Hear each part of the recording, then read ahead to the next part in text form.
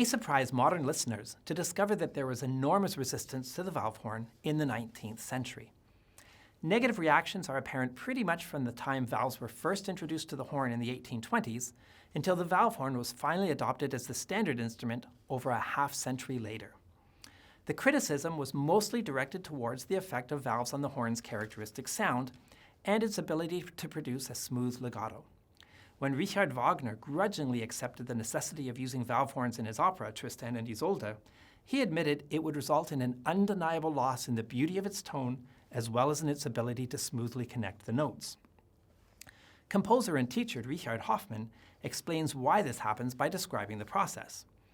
By pressing down the valves, he writes, the air blown into the instrument must wander through small side channels, as it were, which checks the free stream of air. But this check occurs not so much through the curves of the instrument as through the valves. Every easily depressed valve cannot close hermetically, wherefore the air pressure becomes slightly less as soon as it streams through the valve. It's possible to see what Hoffmann is describing by comparing the design of the two instruments. The natural horn is one continuous tube with no disruptions in the airflow. Even if I add a longer crook, the curves remain fairly gentle. The valve horn, by contrast, has many sharp turns to accommodate the full length of the tubing, with the sharpest turns occurring upon entering or leaving a valve. When a valve is depressed, the air is redirected to an additional length of tubing. This adds the side channels Hoffmann describes, and you can see how this introduces abrupt turns. It's not so much the turns that affect the sound as what happens inside the valve mechanism. Each valve consists of a cylinder with sets of holes that correspond to the tubes. When the valves are not engaged, the air flows straight through the mechanism. When a valve is depressed, the cylinder turns to engage a new set of holes and redirect the air through the added tubing. As this happens, there is a brief interruption in the airflow as the valve redirects the flow to the additional tubing. You can actually hear the disruption of the airflow when you just blow through the instrument and push down the valves.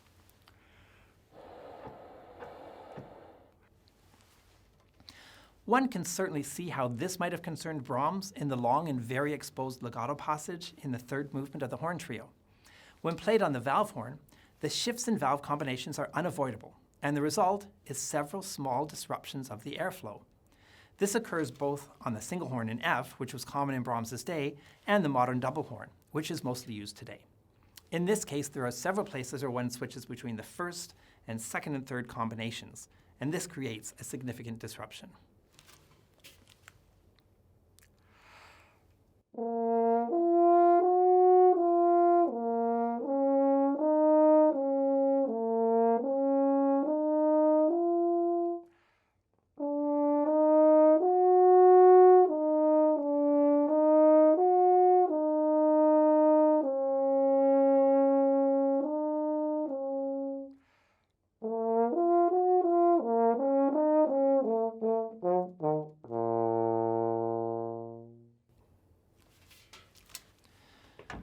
On the natural horn, there are no disruptions at all.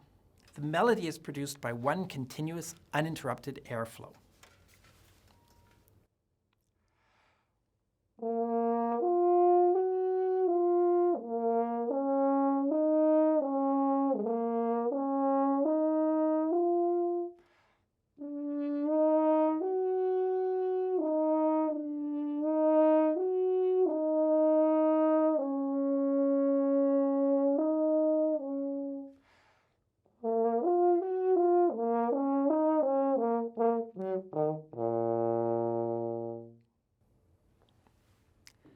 You probably noticed that the transition between notes is much more precise on the valve horn than on the natural horn. Our valve mechanisms are much better today than those used in the 1860s, but modern players are also trained, pretty much from their earliest lessons, to minimize the disruptions of airflow and obtain clean and exact transitions from note to note. Modern listeners are also accustomed to hearing these precise changes, not just on the horn, but on all instruments. Listen to a recording of Brahms's friend and collaborator, the violinist Joseph Joachim, and you will notice that he slides between the notes instead of producing a clean transition that would be expected of a violinist today. And this is not just Joachim. You can hear this in many early recordings of instrumentalists and vocalists.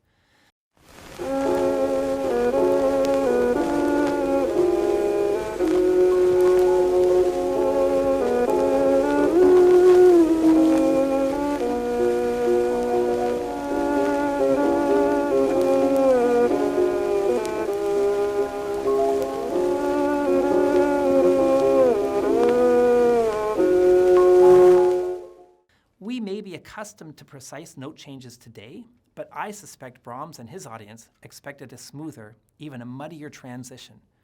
Brahms knew this long, flowing legato was characteristic of the natural horn, and this may have been one of his reasons for insisting the trio be performed on this instrument.